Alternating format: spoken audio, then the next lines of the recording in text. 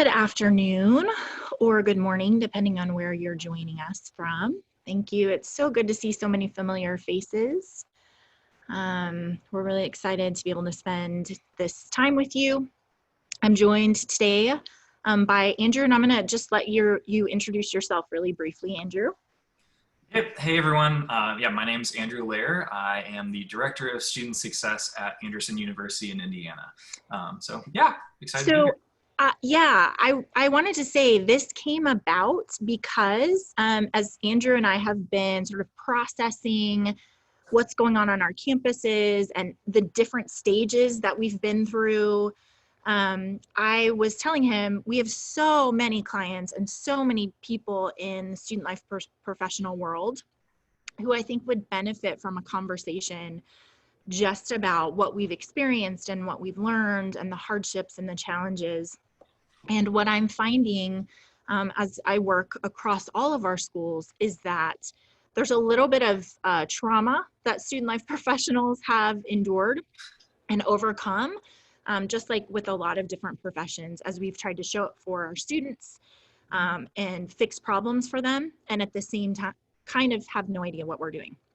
So this series that we're doing now is called At the Table. It's just an opportunity for us to process through together some of the things that have happened, talk about our challenges, the ways that we feel like we could have done better, and then also to think through the things that we feel like we did a really good job. So we want this to be interactive. I want to hear from you guys. So if you did something amazing in any of the stages that we're talking about, please chat those things to us. We're all learning from each other. Also, I would love to hear from you if something that we're saying is really resonating with you or you have had a similar experience. The goal of this is just for us to spend some time together and talk about the position of leadership in a time where none of us really know what we're doing. So let's get started with that perspective. I'm Rachel Phillips. I work for Phillips Resources. I know so many of you are our clients, and some of you are just stopping in to hear how we're working with our clients and what we're doing for students.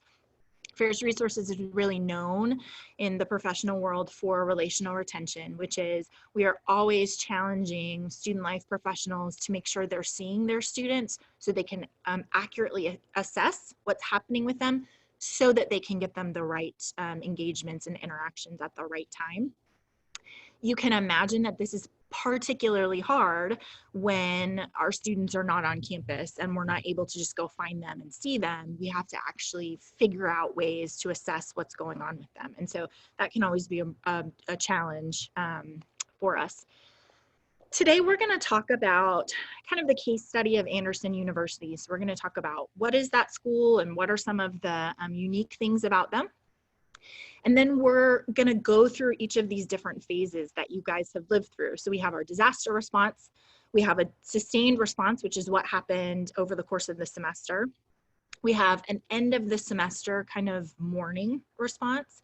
And then future planning as we're thinking about what we're going to do this summer and what we're going to do in the fall. So we'll just kind of park on each one of those different phases and talk through a little bit the challenges and the things that we've learned. So Andrew's told you a little bit about himself, has a 10 years of higher ed experience, really thinking about first year experience in orientation, retention.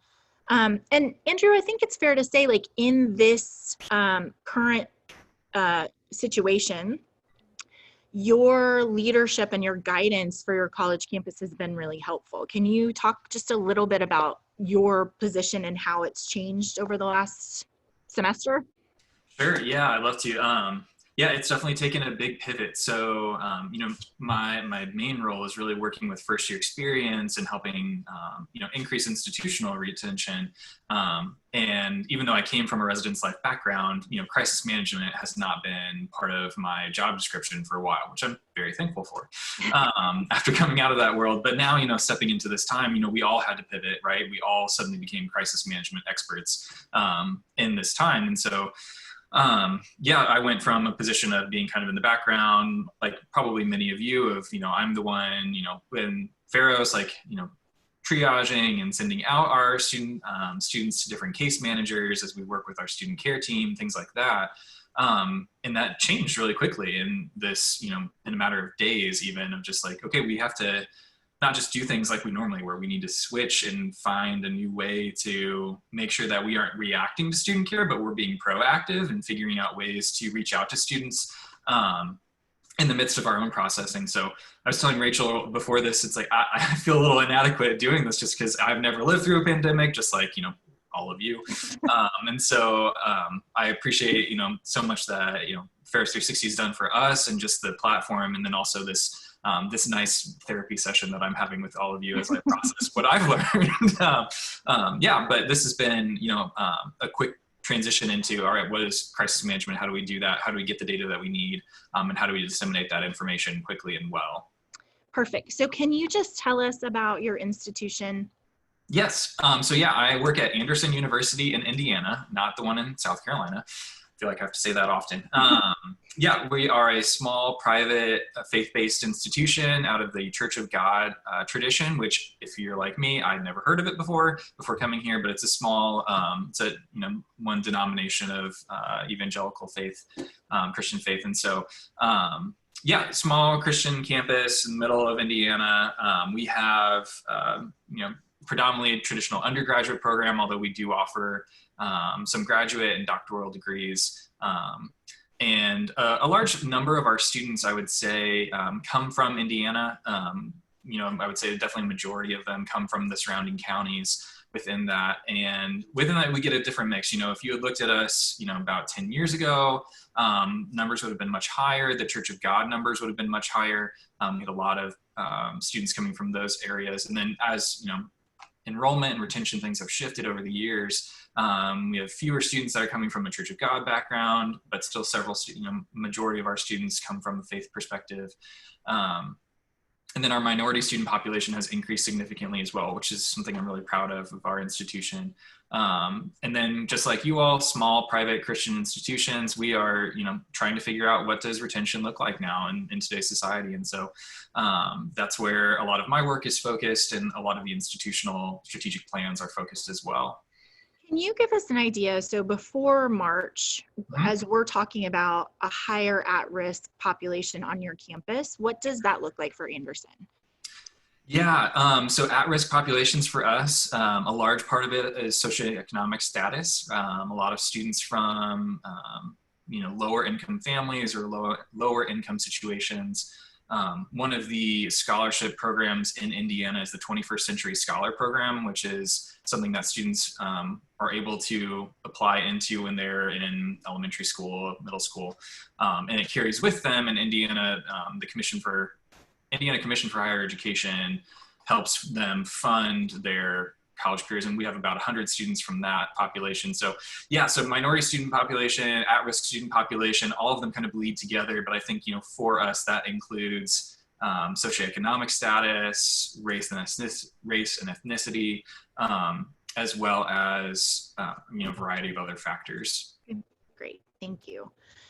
So I want to just talk so that everybody understands the context of this conversation about what the response timeline was for you guys, because every school was different. Some schools were in the middle of spring break and they were going to extend it a week, and then they decided we're going to close. Some of them, it was before spring break and they decided that they were going to close. So help us understand what Anderson did starting March 11th when it became clear that we were going to have to change the way we were doing things. Yeah. So March 11th, that's when we decided we were going to move to e-learning after spring break. We had just sent students, or we were just getting ready to send students home for spring break. And so right at the beginning of all this, we're saying, wait, let's extend spring break effectively until afterwards. In the middle of spring break on the 18th, we decided that we would be moving to all online, all e-learning for the rest of the semester and not having students return. And so we officially started that up the 23rd. Faculty and staff had a little bit of time with spring break to pivot and start shifting things online, but it was a little bit more gradual. But I can say I was really proud of our faculty who got their courses online very quickly and spent a lot of time, primarily over spring break, designing their courses for the rest of the semester. So did you guys have any online classes before March? We had like just ones that students could opt into on their own. So if they already were online, then they were fine. But yeah, I would say like 85–90% of campus was residential. And so online was new territory for a lot of our faculty, which was fun. There is something to be said about that hustle, right? To get everything online and figure out what's the best way to do it, and probably the lack of experience and expertise for so many of our faculty across many different schools, I think is something that we'll talk about later, has kind of come out as students have reflected on the experience. So I want to talk about disaster response. You talk about crisis management. I think most of you guys know that my background is a therapist. That's my training. And I think it's so helpful for us to just call the month of March what it is, which is crisis response and disaster response.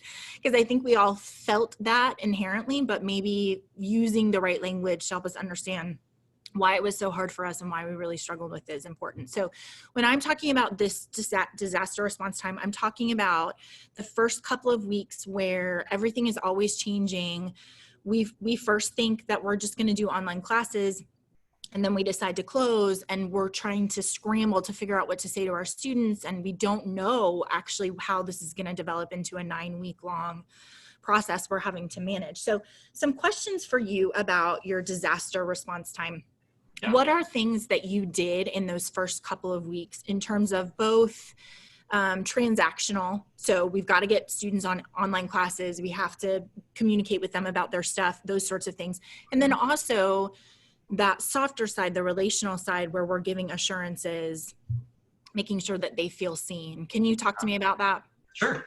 Yeah. I mean, so as I've thought about this and kind of processed the webinar, I told Rachel the other day, I'm a 1 on the Enneagram. And so for me, action comes really quickly. And so I have lots of colleagues that are in different places in that time. But for me, I was like, I have to do something. Like I need to just do something. So actually, one of the first things that I did was go into our Pharaoh system. We call it Pathways. And so if I slip up and call it Pathways for some reason, you're all like, wait, hold on. That's what we call it at AU. And just started trying to build out, what do we need? How do we hear from students? And so, Rachel, I think that was when you all sent out the different forms that you had created, different things that you had started building. So I thought, we need to just start communicating ways for our faculty to start reaching out and telling us what's going on. And so sent an email to the institution, just said, hey, just a reminder, more than ever, it's important that we share information and share where our students are. So make sure that you're using the system like we have been. But then the second side was like, we need to hear from students and how are they doing? And that was when I think the student impact survey went out. And so that was one of the first things that we started getting on the docs was let's send out this student impact survey, and just start collecting some form of information from students so we can know where they are. So those are the first things I think that came to mind. So a question about that, were you at all involved in the academic side of like, hey, okay, so now you're going to move to online, faculty, here's what we're going to do, here's how we're going to talk to students about it? Or were you primarily trying to assess the kind of emotional and community impact that this is having on your students? So I play an interesting role. I'm administrative faculty at AU. And so I didn't necessarily make decisions in terms of here's what the online content will be, or here's where we're going. That was the provost and administrative, the academic side. I did more of the care piece, but then I also had to pivot and turn my classes online too. And so it was a little bit of both, as I'm like readjusting my own classes and trying to figure out what I need to do, as well as like, okay, we need to collect the information. So majority of my time was spent on student care and the relationship side. Just trying to figure that stuff out. And so can you talk a little bit about some of the specific challenges of trying to provide student care and community support when all of your students are gone? Sure. Yeah. That's all. Right. That's no small matter. It was an easy fix. It was something pretty quick. So, one of the first things that we started doing is like, students are missing out on some of the biggest traditions that we have on campus. Our senior send-off, our big live events that we normally do in springtime. And so along with our coordinator for student engagement, Danny Adams, she and I started saying, like, what do we need to do to help reach out to students to create that community? And so Danny and her team put together a really great virtual activities calendar. We uploaded it online, started having things happen. Just like many of you, the 5 students that joined us, that was great, but hey, it was more the message than anything.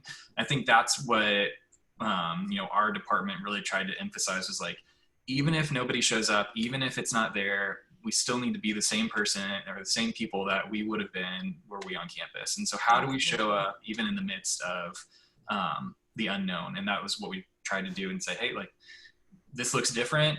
We're still the same people. We're still the same services that we want to provide you, and we're still the same educational atmosphere that we want to create. And so here's what we're going to do going forward, and we'd love for you to join us. But we also want to create space for you all, for the students to process some very real fears and very real anxieties now that life looks really different. Yeah, I love that. So the 2 things that makes me think of are, first of all, I keep saying, it's like with your kids, like you show up for them and you create space, and sometimes they're resistant and they don't respond. But it doesn't matter, because what they need to hear is, I will show up for you. I do see you. I will create these opportunities for us to connect. And just that message is incredibly important for students to have, even if they're not taking advantage of it. But the other piece that I think you're talking about is, there's this meta message that you're trying to communicate to students about, this is hard and we don't know what we're doing, but we want to be connected to you. And so I don't know if at any point you had, like, you articulated, here's what we're trying to tell students in our messaging, in our communication, or was that just, we're trying to tell them what we're always trying to tell them, which is, we're on your side, we want to help you? Yeah, I don't know if we ever like sent out something that said that specifically, and was like, hey, we don't know what we're doing, but we're here for it. I think a lot of that was individual conversations. Like, I remember in one of my class sessions that I had with students, of just saying that to them. It's like, I don't know what I'm doing. I rely a lot on like banter and back and forth with students when I'm working with them. And so the fact that none of you are laughing at my jokes, as I can tell, like, really bothers me, and I don't really know what to do. Even this is kind of that situation for me, because I'm like, hello, void of people. I hope that you think I'm funny. But I think that did come through. I remember there was a Chronicle article that came out not too long after all this happened. I think it was a Chronicle, I'm not sure. But just emphasizing that, don't try to be experts in things that you're not, right? Like, that's okay. Like, there is space for you to not be an online education expert right now, or an online student development expert. Like, maybe this isn't that territory that and I think giving that permission to our team, and giving that permission to even our students, that like, you don't have to be an expert online learner, was helpful. And so that really, I think, became like the voice that I tried to be for students too, of like, hey, we aren't online experts. What do we need to do to make sure that our students get to the next day and get to the next semester? And not sacrificing our academic quality, not sacrificing our student development integrity, but doing it in a way that recognizes, like, we're in the middle of a pandemic. We need to have grace for that. So I think that moves us then to the next phase, which is this like very sustained response, where we are online learners and we are online faculty and we are online student life professionals, and our job does not look the same as it did before. Do you feel like there are any mistakes that you made in this sort of sustained response that, in retrospect, if you could go back and do it differently, you would have? Oh yeah, every day. I feel like I think about that often. One is like, I made a lot of decisions that I knew would be helpful, but didn't necessarily get buy-in from a lot of other folks around the university. And so I'll talk about our Raven Champs initiative later. And we had buy-in from a lot of people with that, but then I forgot to talk to a certain population of our demographic, or our student, or our staff. And then suddenly was assigning them responsibilities. And it's like, oh, I probably should have talked to you about that beforehand. So yeah, just some like, that comes to mind right away, even in just some of the information that we just sent out, like how could we have been more transparent? How could we have, invited students into the process in a different way?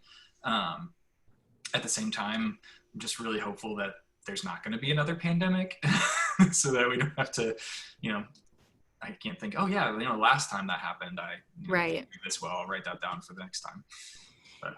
And I think that the message that I think we were hearing not only in higher education, but across the board is we just have to have some grace for ourselves and just say, it wasn't our best work. We worked really hard, but we actually didn't know what we were doing. So there are places for us to reflect on what we would want to do differently in the future. And I think that's a place when we talk about fall planning, being able to assess what we did well and what we didn't do well when it was like an emergency and we were thrown into this experience. And then how do we fix that as we're thinking about what's going to happen in the fall and if we have an online element there. Yeah. Okay, is there anything else that you want to say about this idea of sustained response in terms of how did you facilitate community, or what did you learn about your students or your colleagues in that time, specifically as you're thinking about how you're called to lead them in the middle of chaos and we don't know what we're doing? Sure. Yeah, that's a great question.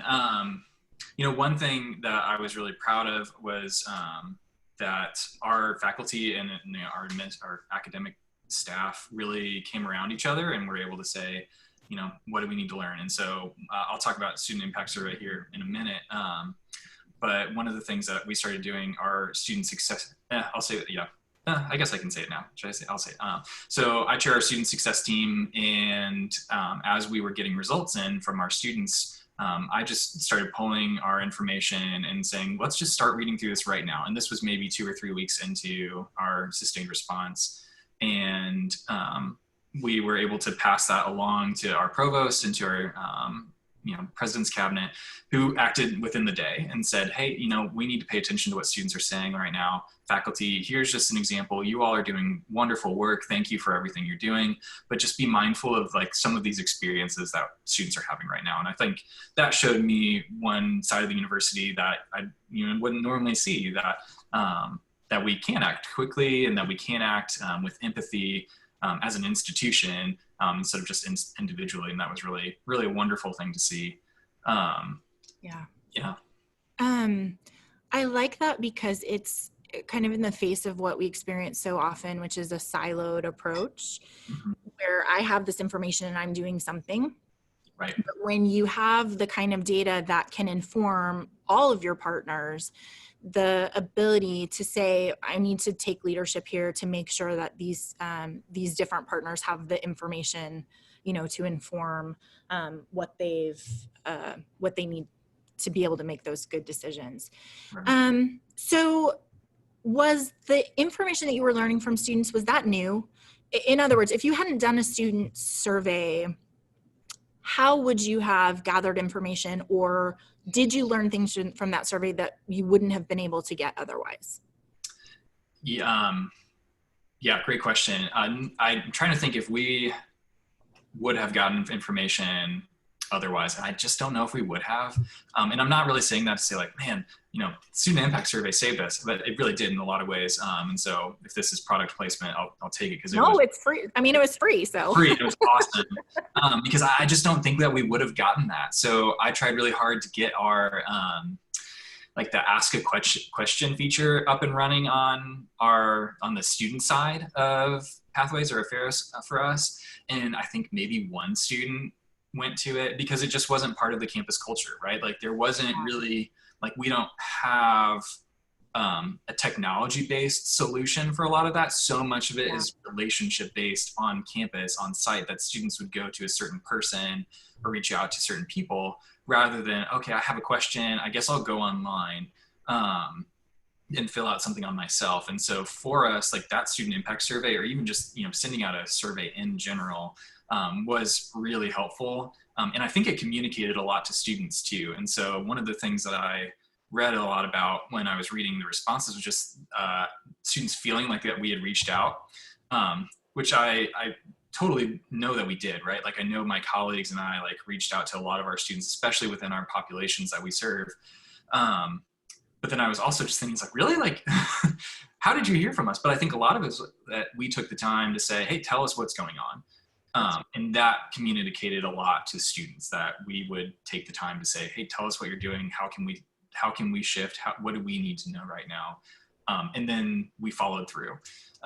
Again, something that I can't take credit for, but the institution itself really can, that said, no, we are going to listen to students, and we'll change the way that we're going because of that. So you guys had a great response rate. I think you had 555 responses. You left our survey open for a really long time. We did. Yeah. But what's interesting about that is we were talking in the office yesterday about how the responses changed. So in the same way that we have a disaster response for student life, and then there's this like longer, oh, this is what we're doing. Yep. Students experience the same thing. So those that filled it out really early, you know, we're talking about things like internet concerns and no, I don't want a meeting now and that sort of thing. And then as it got later and later, then they started saying, I am really overwhelmed, I'm distracted, I need help in these different things. And so just the changing perspective of students that you wouldn't have if you weren't listening to what they were saying, I think is really helpful. So true. Yeah. And I was shocked by our response rate too, because, you know, I'm desperate for that kind of response rate any other time in the year. Right. And so I was like, this is great. And, you know, our president even asked me, he's like, wait, dang, like what incentive did you offer? I was like, nothing. But I think students were so hungry to be heard and to feel like they had some way to impact their educational journey in that moment. And I think they're going to continue to feel that, you know, I don't think that's going away anytime soon. Yeah.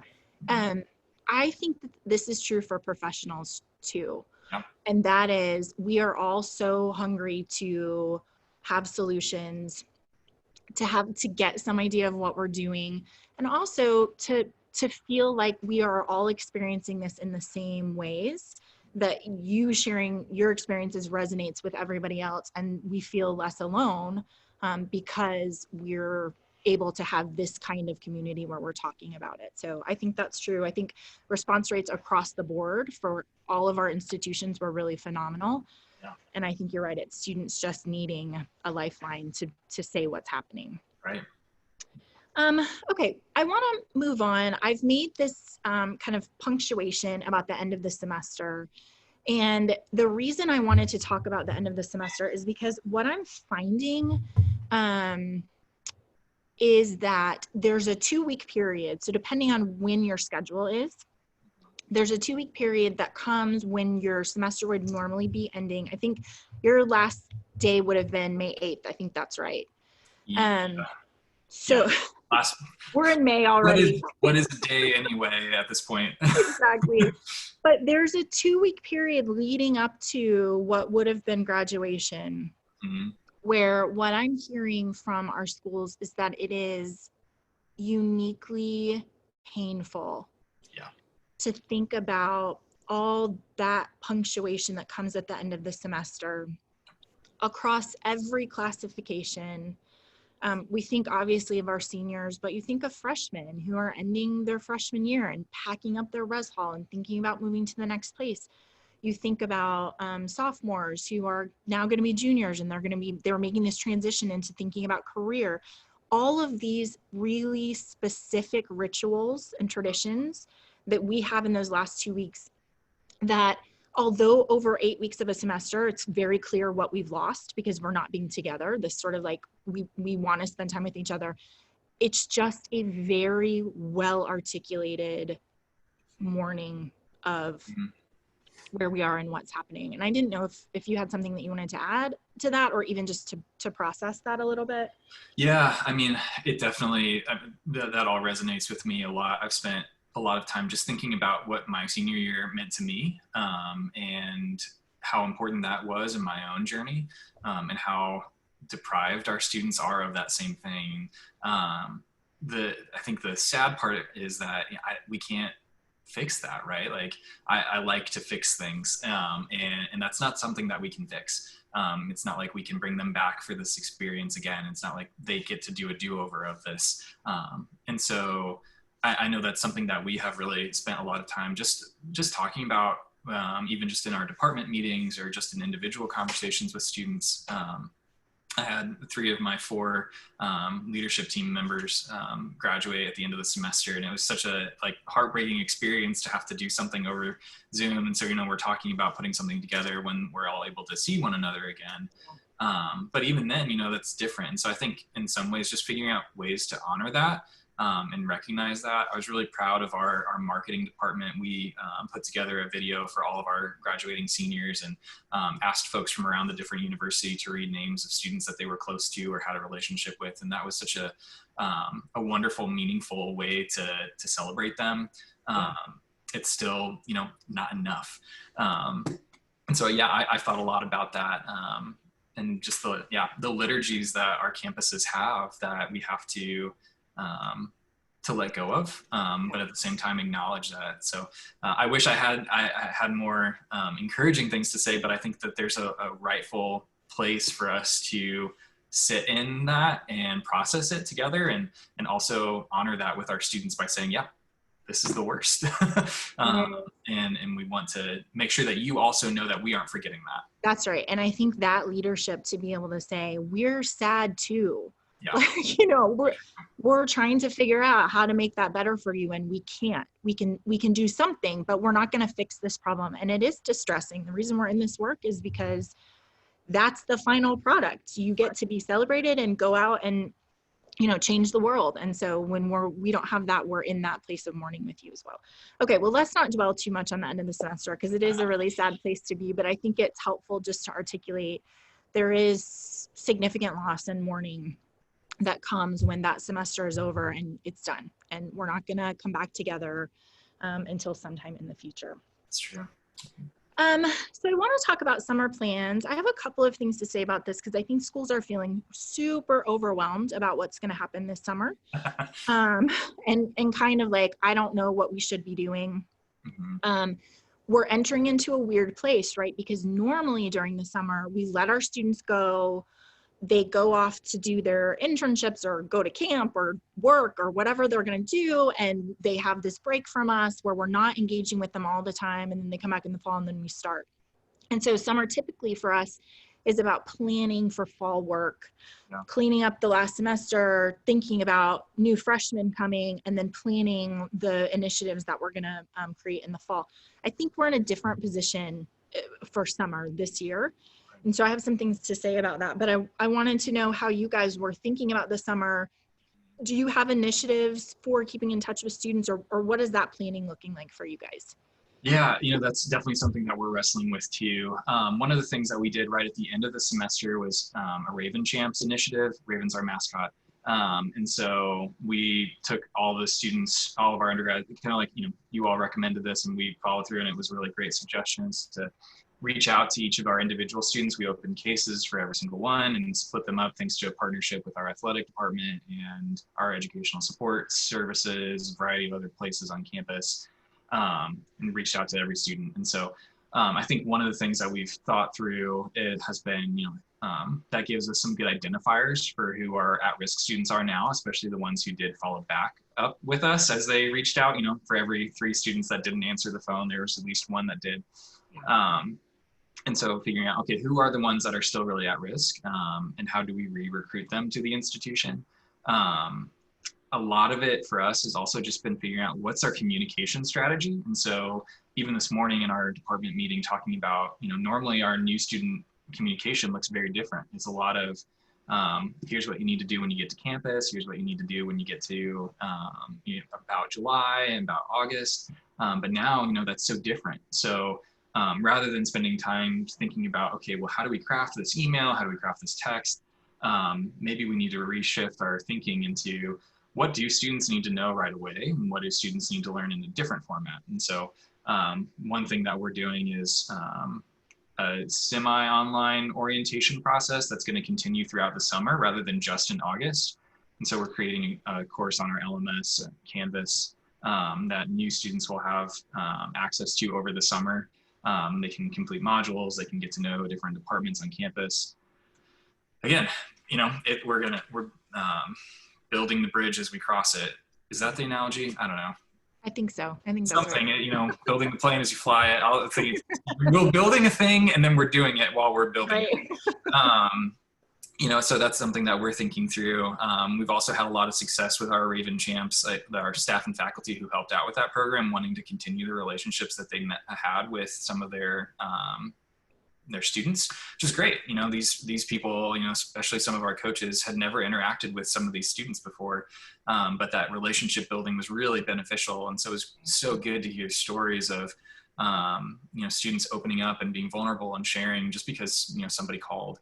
And so we're trying to figure out how to do that. And at the same time, recognizing that a lot of our, you know, staff and faculty have contracts that are going to be up. And so, like, you know, my wife and I have a baby on the way. And so that, like, what's this look like now that like people are leaving and going on different paths?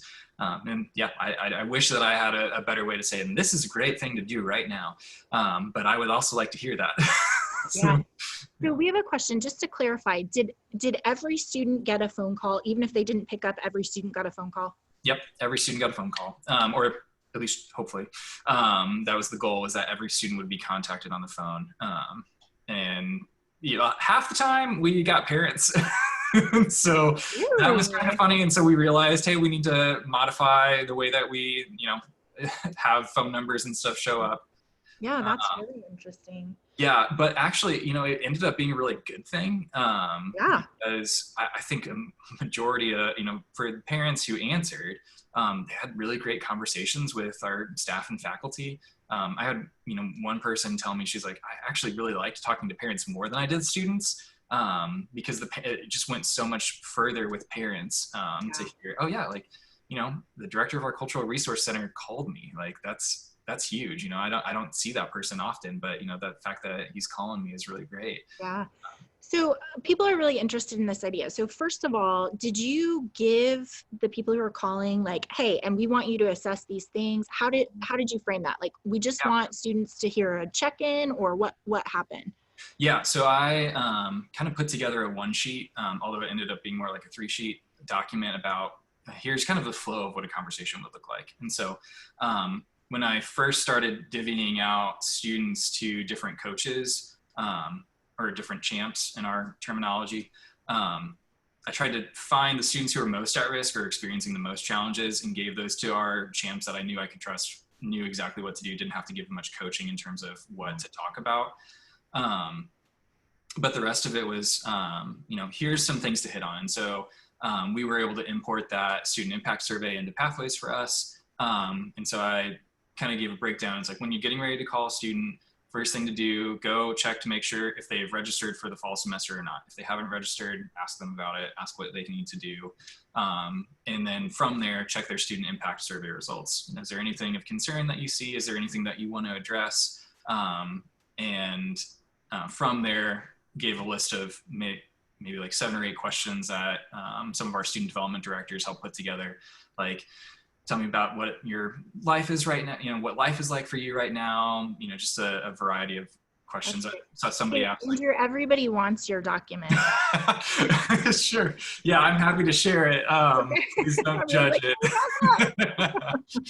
Well, I love it, because if we think about the student success funnel, like what you're doing is saying, we're going to find the students who are most at risk. And I remember we had a conversation about, like, let's look at food concerns. Yep. We had 10% of your students who said we have food insecurities, yep, which obviously is an indication that there are a lot of other concerns that are going on. So let's find those at-risk students and give them to the champion who knows how to work them. And then for everybody else, you're like, hey, connect with them, see them, solve their problems, just make sure that they are seen. Right. Also, we had Christine, hi Christine, from Wesley say that their school had a lot of success texting also. So if they couldn't get someone to answer the phone, being able to text back and forth, which is a lower kind of commitment conversation. Right. That students were really willing to do that as well. So that's a great insight. And I'm jealous of that. I wish that we had more of a texting capability, because that's, you know, exactly how students are going to respond right now. And some of our coaches decided to use their personal cell phones for it, and so they would text from that, and they did have a lot of success with that route too. And so yeah, that's awesome. Great. Um, okay, I want to say a couple of things more about summer. I think you've hit on most of them. We just have to re-recruit our students. We have to figure out a way to keep them close. Lisa was asking some questions about first generation.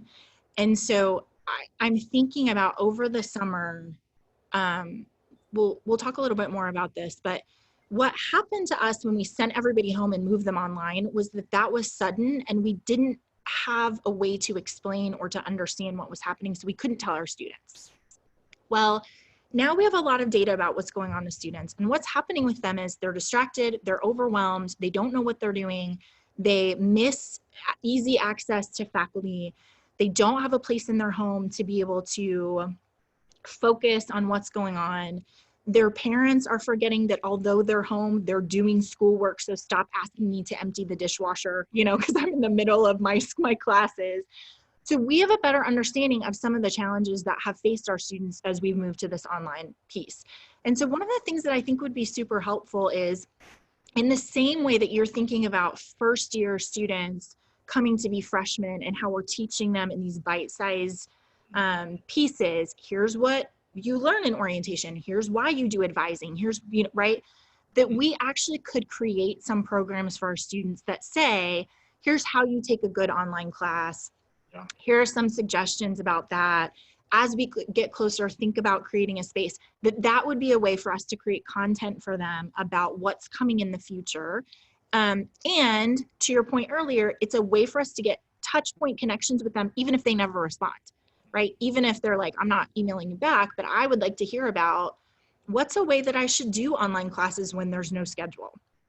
Well, here's how you can set up your day, like from 10 to 12, do this, right? That kind of just pieces of information that will give us some good insight there. Okay, let me see. We've got a lot of information about how to use Google Text and voice numbers to connect with students so that they don't have to use personal numbers. And then just to clarify, so you can use those through your Ferris system. Our texting is kind of beta, so you have to ask us to turn it on. But if it is not turned on in your system, let us know and we'll turn it on and you can start to use it. It's really helpful for those one-on-one connections when you're trying to text. So, okay. Let me see if there's anything else I want to say about the summer. Oh, the last thing I want to say about the summer is, I don't know about you guys, but I have a second grader and she's already completely weary of the summer schedule, which is what we've had since we went for online classes. And so for our students, the distinction between summer is starting and we don't have classes and we're at home and we're with our family, and what we have been doing, which is we're at home and we're with our family, but we're not necessarily on vacation, thinking about how do we have some separation of the spring semester into the summer semester, because it can feel, I mean, I don't know about you guys, but I feel like it's just more of the same. It's just stretching on out, so figuring out how do we make that distinction for our students, I think is really important.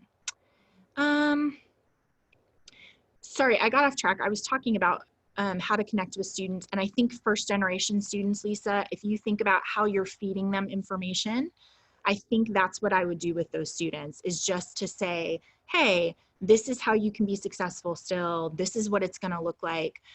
There is a lot to be said to first generation students and their parents who do not understand the way that a college day looks and what they're trying to accomplish, and the language of, are you registered for next semester? You have to register for a certain number of hours. We're doing block tuition. So really for our first generation students, they are lacking a resource in their parents that many of our other students may have, because parents understand that college journey, and first generation students don't have parents who understand, declaring a major or whatever those other academic terms are that we kind of make up.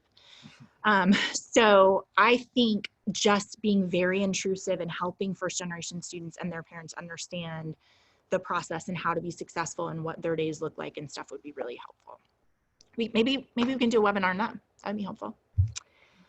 Okay, let's move on now to fall planning. I really appreciate this picture because I feel like this is kind of what's happening with everybody's fall planning. We were laughing. I know so many of you guys have seen the 15 possibilities for a fall start from higher education, which I started to read through and got really overwhelmed, and so I had to stop.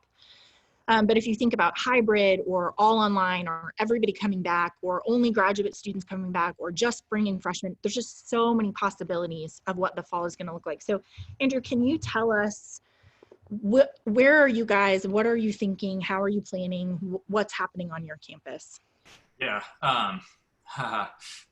that's a great question. I mean, every day is different. I feel like, I don't know how many of you feel like this. I wake up Mondays and then it's just anxiety Monday for me of like, what new information has come in, like who wrote another new article that's going to, freak me out about something. And so, yeah, we're trying to figure that out right now. We've got, we are planning to be residential in the fall.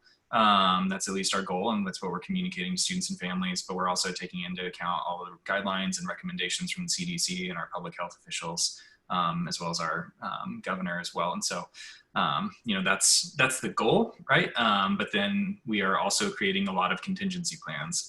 I think for now, and the question I have for our administration too is, at what point do we just need to decide so that we have time?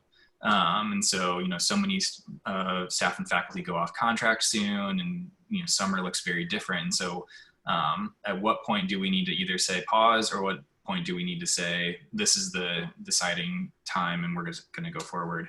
I think for us, a lot of it, like, we're going to rely on our institutional rhythm. And so, if there's a, vaccine or something, which it doesn't look likely, we're going to say, hey, like, the institution knows the rhythm. We can fit back into that mold really quickly. But if not, what do we need to do to mitigate that right now? And so, I think the phrase that keeps coming back to my mind is like, what's the path of least resistance, right? Like, what makes the most sense for us and for our students, and how do we communicate the same thing? Like, our institutional mission and our ethos, like, how do we communicate that no matter what we do? Yeah. And so we are in the midst of that. Even our meeting this morning we had with our team, we're still asking a lot of questions at this point. So, I feel like there are others who are much farther down the road, and that's awesome. And there are others who, like, you got to start thinking about this. I don't know what the right answer is, but that's a little bit of where we are. You said something the other day about how, so part of what's hard for us is the not knowing and the trying to plan 3 different things. Whereas, like, it's a full-time job to plan orientation, much less to plan it in 3 different formats and 3 different timelines to see kind of what the possibility is. And so I think that that's a really hard place for people to be. And also you balance that with this feeling of like, we just have to do something. But we want to be wise about what we do. And for all of our institutions, it's really different depending on where you are and what's going on and, what the outlook looks like. So I think there's a lot of uncertainty as we're planning for fall, and thinking about how do we either provide a good online experience for our students, or how do we come back together as a community and process well what's happening and what may continue to happen for the foreseeable future. So I think that there's a lot of struggle in that, and it's really difficult to just decide and move forward because there's so much risk in it. It is. I think the thing that, I keep thinking through is like, what does it mean for us to steward our students' stories well? Like, if I'm going to go into the fall semester and I know all this information that we got from the fall or from the spring, how do I steward that well? And how do I make sure that that's at the forefront of what we do, and not just, what's easy and convenient? But, what does it mean to take that as a sacred thing and say, okay, I have this new information and we are going to steward that well, no matter what we do. And if it's, purely online, great. Like, we can do that, but we need to, do it better. Do it better, right? Yeah, we need to say, all right, we learned, and now we need to adjust that. And so, that's kind of what's rolling through my mind too. I love that. Heard from Jennifer, and she's at Albinian, and she's in Michigan, and they're saying they're going to do a rolling orientation with weekly communication so that they can decide kind of a little bit later to pivot to come or don't come, which I think there's that, like, how do we have maximum flexibility and at the same time be able to plan really well, for whatever the eventuality is. So I appreciate that. So is there anything else that you want to add about the experience since March, anything that you've learned, anything that you want to say that we haven't covered? Yeah, I mean, I think for me, and I'm sure that you all feel this too, the only, I guess, other piece that I'd say, again, from someone who's never lived this experience before, who has no expertise with it, obviously, just like all of us, we're all trying to feel our way through this. I think for me, one of the most helpful things is like, I'm going to just keep doing my job well. Like, I'm just going to do the work that I've been tasked to do and say, I need to do this with excellence. And it's so overwhelming for me to get into the weeds and start thinking through like every possibility. Like you said, that 15 ways to open campus, like, Yeah. so thankful I'm not a college president right now. But, you know, and nor do I ever want to be. Just at this point, say like, I need to just do my work and find the next right thing. And so I think even just communicating that to our students too, it's like, you know, what's the next right thing for you to do? What's the next thing that's going to, let you lean into who you are, and then also not let you get overwhelmed by the amount of challenges that we figure out. So, Yeah, yeah. I love that, because I think that's a place where when I get overwhelmed, I'm thinking, what's going to happen? What's going to happen? What are the ramifications, right? But we do know that the things that we do today have an impact on that and can make our students feel connected and more successful. And so there's something freeing about kind of doing your work. Just do the work, you know. Yeah. I wanted to end with a couple of do this, because I so much reflecting and like, here's what's happening and here's what could happen and what we might do and all of that kind of stuff. Sometimes I would just really like to have some things to do. Yes. So I can stick to it. So here's what I would say. I'm going to give you 5 things to do. The first one we've talked a lot about. We've talked about our success funnel. If you are not thinking about your currently enrolled students, opening cases for those students, assigning them to an individual person who will connect with them and be their advocate and liaison and say, hey, I see you, I'm going to help you, we can't wait for you to come back in the fall. You should be doing that. The model is an admissions model now. So in the same way admissions counselors are checking up on people and seeing how they're doing and what's going on, that's kind of what for student life, the model that we want to move towards. I know it's really hard because people are on 9-month contracts. The summer is a time where normally people are taking a lot of time off, but we have to find ways to connect with our students in the coming months. I would ask marketing or come up with a piece that you could mail to your students that just says, you know, we're missing you, we're looking forward to spending time with you. Do that with a handwritten note, and that's good. They feel seen when they get some kind of touch point relationship with you. So really be thinking about that admissions counselor model and how do we send that out to our current students to make sure that they're feeling connected. The other thing, Andrew, you touched on, and I really love it, the idea that what we heard from our students about a frantic, chaotic move to online can be addressed because we have 4 months to do it, and we can do it better in the fall. And I love that idea. So as you're thinking about the responses from your surveys, you know, this is across all of the campuses that took surveys. We have a vast majority, not a vast, we have a majority of our students who have income concerns, and you just see the list going through, and we can actually go through and figure out what we're going to do about these things. Like, it's hard to be motivated, I'm distracted, I feel really overwhelmed.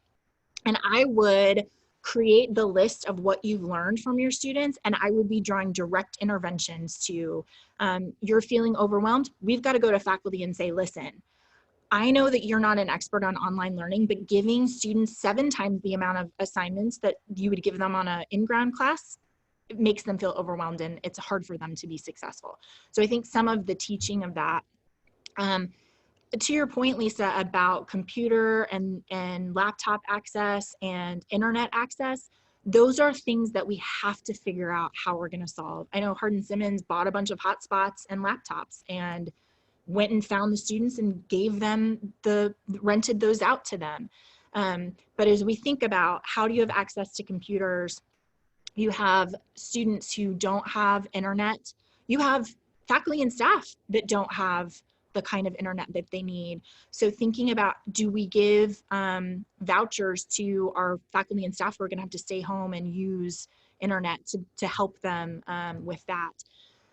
Food concerns, you guys, this is not a small portion of our students. It's actually pretty shocking, right? So between 16 and 6% of students have food concerns. And when we're thinking about Maslow's hierarchy of needs, if food concerns is a thing you're reporting, then you have a lot of things to overcome as you're working. And we've got to figure out what happens when a student comes to our campus is all of those things are equalized.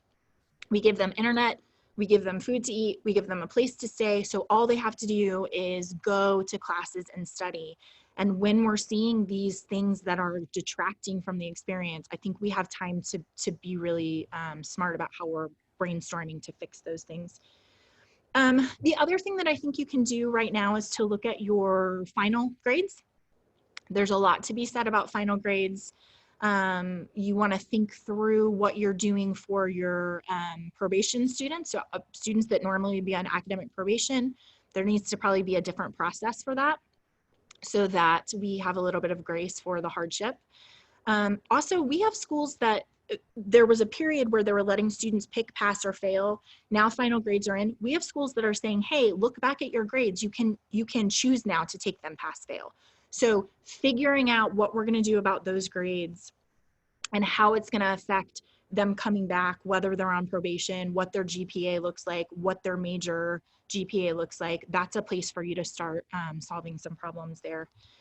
And then I think I have one more. Oh, I cannot tell you how many students across the board in the Student Impact Survey expressed sadness about commencement and are begging for schools to send cap and gowns so that they have something tangible at least, and then to postpone commencement to the time where people can come back together.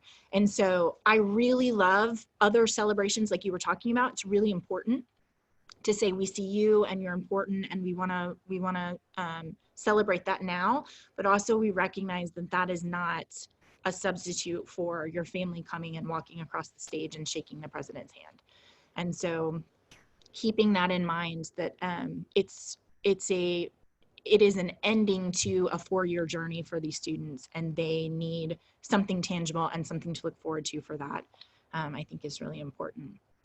Any practical things that you want to highlight, Andrew? No, I think that that's really a lot of what I would say too. You know, we have a credit, no credit option right now for our students. And so one of the things that we're trying to, you know, I have a few emails sitting just from advisors who are trying to figure out how not to like necessarily game the system, but there are some students who would benefit from changing majors at this point. You know, for example, our teacher education program requires that you would have a GPA, which means that students in that major would not be able to switch to a no credit option. Or like nursing, for instance, another major that you really need to have the actual GPA and letter grade associated for your degree.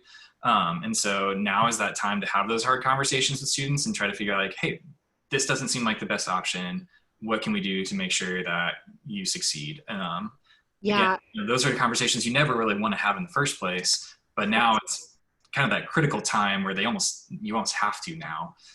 And to that point, what students need to hear is it's okay.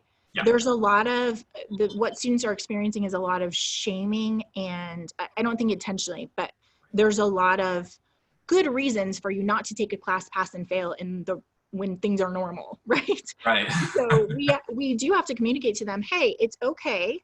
And also, overwhelmingly, when students can do pass or fail, they are much more happy with their experience in the spring than when they feel like they're locked into the grades that they don't love. So I think that that is a really important piece. Yeah.